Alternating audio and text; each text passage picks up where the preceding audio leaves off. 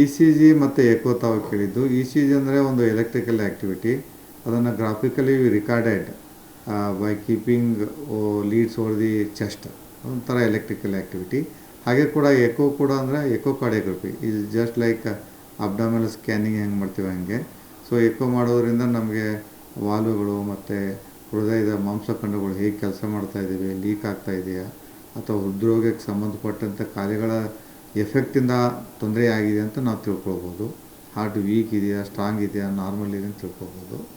ಇದರಲ್ಲಿ heart attack ಆಗುತ್ತೆ ಅಂತ ಹೇಳೋಕ್ಕಾಗಲ್ಲ, ಬಟ್ ಹಾರ್ಟ್ ಅಟ್ಯಾಕ್ ಆದಮೇಲೆ ಏನಾದರೂ ಪ್ರಾಬ್ಲಮ್ ಆದರೆ ಅಥವಾ ರೀಜ್ನಲ್ ವಾಲ್ವ್ ಮೋಷನ್ ಅಂತ ಅಂದರೆ ಹೃದಯ ಸ್ನಾಯುಗಳು ಸರಿಯಾಗಿ ಸಂಕುಚಿತಗೊಳ್ತಾ ಇಲ್ಲಂದರೆ ಅಂದರೆ ಕಾಂಟ್ಯಾಕ್ಟ್ ಮಾಡ್ತಾ ಇಲ್ಲಂದರೆ ಅದನ್ನು ನಾವು ತಿಳ್ಕೊಬೋದು. ಹಾಗೆ ಕೂಡ ಹೃದಯಾಘಾತ ಆದಾಗ ಯಾವ ತೀವ್ರತರವಾದಂಥ ಹೃದಯಾಘಾತ ಆಗಿದೆ ಅಂತ ತಿಳ್ಕೊಬೋದು. ಆಮೇಲೆ ಹುಟ್ಟಿನಿಂದ ಬಂದಂಥ ಕಾಯಿಲೆಗಳು ಏನಾದರೂ ಇದೆ ಅದನ್ನು ತಿಳ್ಕೊಬೋದು. ಹೀಗೆ ಮುಂಚಿತವಾಗಿನ ಅಕಸ್ಮಾತ್ ಸ್ಟ್ರೆಸ್ ಯಾಕೆ ಅಂತೇಳಿ ಅಂದರೆ ನಾವೊಂದು ವ್ಯಕ್ತಿಯನ್ನು ನಾವು ಒಂದು ಸ್ಟ್ರೆಸ್ ಅಥವಾ ಟ್ರೆಡ್ಮಿಲ್ ಮಾಡಿದಾಗ, ಡಬಲ್ ಟೈಮ್ ಸ್ಟ್ರೆಸ್ ಮಾಡಿದಾಗ ಅದರಲ್ಲಿ ಬಂದಂಥ ಒಂದಷ್ಟು ಏನು ಫೈಂಡಿಂಗ್ಸಿಂದ ಅಂದರೆ ಅದರಲ್ಲಿ ಕಂಡು ಬಂದಂಥ ಒಂದಷ್ಟು ಫೈಂಡಿಂಗ್ಸಿಂದ ನಾವು ಇವರಿಗೆ ಹೃದಯಾಘಾತಕ್ಕೆ ಸಂಬಂಧಪಟ್ಟಂಥ ಕಾಯಿಲೆ ಇರೋದನ್ನು ತಿಳ್ಕೊಬೋದು. ಇ ಸಿ ಜಿಲೂ ಕೂಡ ನಾವು ಮುಂಚಿತವಾಗಿಯೇ ತಿಳ್ಕೊಬೋದು. ಒಂದಷ್ಟು ಅಕಸ್ಮಾತ್ ಒಂದು ವ್ಯಕ್ತಿ ಎದೆ ನೋವು ಬಂದಾಗ ಅದರಲ್ಲಿ ಏನಾದರೂ ಬದಲಾವಣೆಗಳಿದ್ದರೆ ಹೌದು ಹಾರ್ಟ್ ಅಟ್ಯಾಕ್ ಆಗಿದೆ ಅಥವಾ ಹಾರ್ಟ್ ಅಟ್ಯಾಕ್ ಆಗುವಂಥ ಒಂದು ಸಂಬಂಧಿತ ಇದೆ ಅಂತ ನಾವು ತಿಳ್ಕೊಳ್ಬೋದು. ಇವು ಬಹಳ ಮುಖ್ಯವಾದಂಥ 2 ಪರೀಕ್ಷೆಗಳು.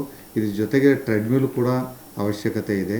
ಯಾಕಂದರೆ ಇ ಸಿ ಜಿ ಎಕೋ ಮಾಡಿದಾಗ ನಾರ್ಮಲ್ ಇರ್ಬೋದು, ಒಂದೊಂದ್ಸಲಿ E C G in 10% of the heart attacks can be normal.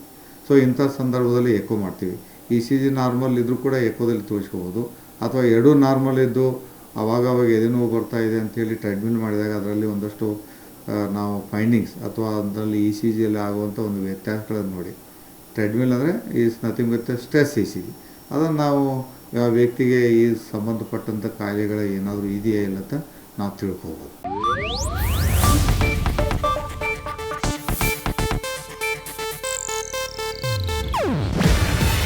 ಇದು ಏಷ್ಯಾನೆಟ್ ನ್ಯೂಸ್ ನೆಟ್ವರ್ಕ್ ಪ್ರಸ್ತುತಿ. ನೀವು ನೋಡ್ತಿದ್ದೀರಾ ಏಷ್ಯಾನೆಟ್ ಸುವರ್ಣ ನ್ಯೂಸ್.